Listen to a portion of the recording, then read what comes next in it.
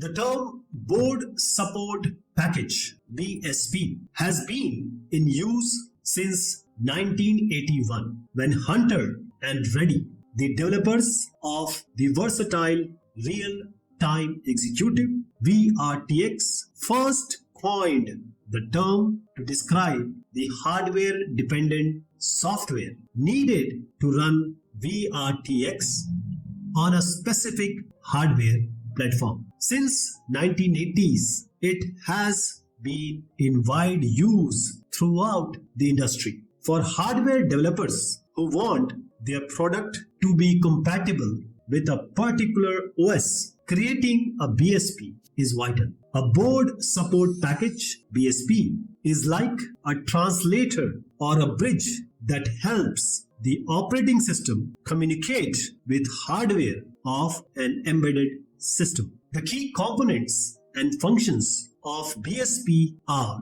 bootloader. The bootloader is responsible for initializing the hardware, loading the OS, and ensuring a secure boot process. The bootloader sets the stage for the OS to take control. Then comes the device drivers. These are software components that act as intermediaries between the OS and the hardware devices. Device drivers allow the OS to communicate with peripherals like display screens, sensors, storage devices, and communication interfaces. The kernel or the core of the OS may need customization to support specific hardware features or configurations. Then we have HAL, Hardware Abstraction Layer. The HAL provides a layer of abstraction between the OS and the